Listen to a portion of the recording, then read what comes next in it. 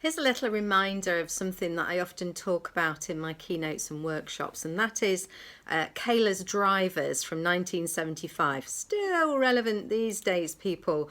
What drives you?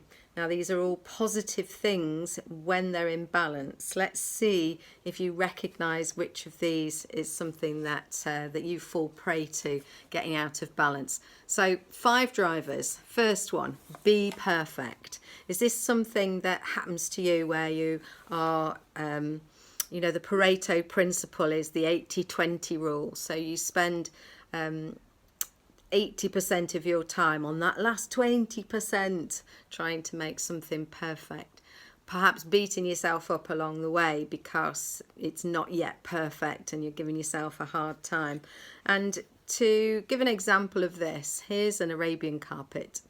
So made in the Middle East.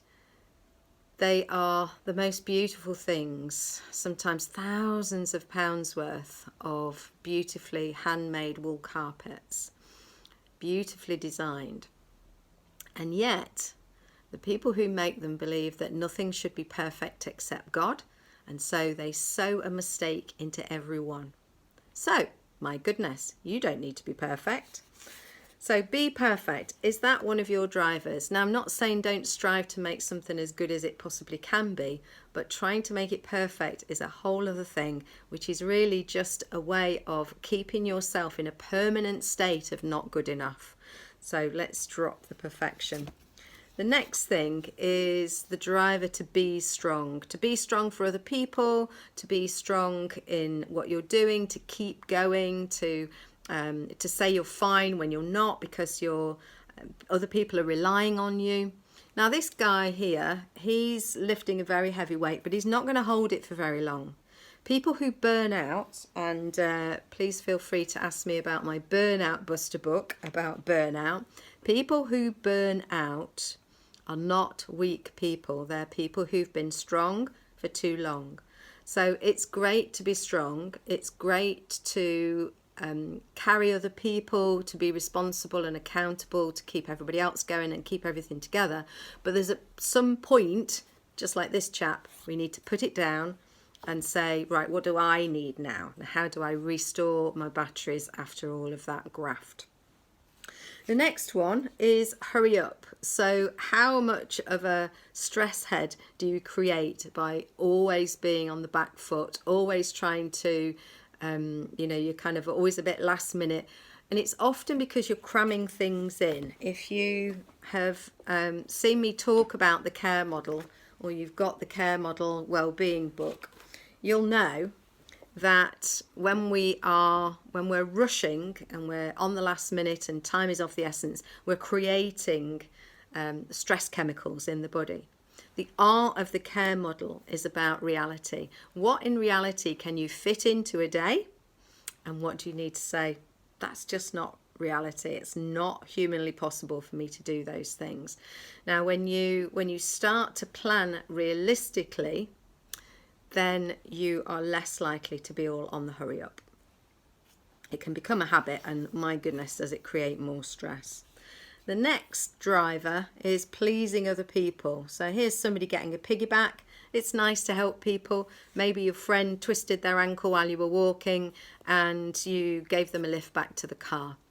That's great. If the next time you go walking and their ankle is perfectly healed and they still want to piggyback, hang on a minute, this is not okay. Sometimes we don't have enough boundaries to say what's okay and what's not. And some people might think it's absolutely fine to continually ask you for help, continually lean on you, borrow money, ask you to work above and beyond. And if you're always saying yes, they're not even going to realise that they've overstepped a boundary. You're just being such a people pleaser that your boundaries don't exist anymore. It's exhausting.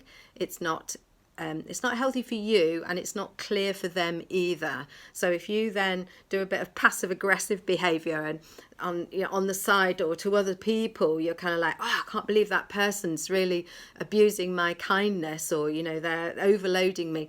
If you've never said anything to them about what those boundaries need to be, and you're constantly pleasing other people, they don't know, they can't be clear.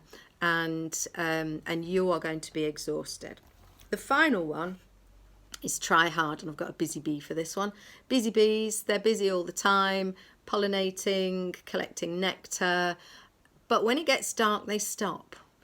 And you probably try hard. It's probably why you're watching this video. You try hard to do everything for everyone. You try to keep going even when you're not really feeling like it. You probably do things even when you're poorly or tired or you feel under-resourced. You carry on, you push on.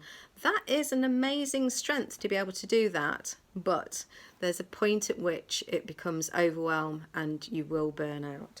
So there are the drivers, the 5 drivers, and just having a look at those and thinking which of those tends to get out of balance for you. It's a really important thing to just notice. So just to recap, are you all about trying hard? Or for you, is it about pleasing other people, carrying them? Is it about hurrying up? Is it about being strong? Or is it just about trying to be perfect?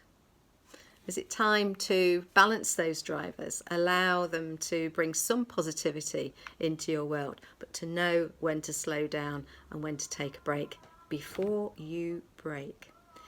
Please look after your precious self. Recognizing these drivers is a positive thing. Recognizing when they're going out of balance is a seriously important well-being thing.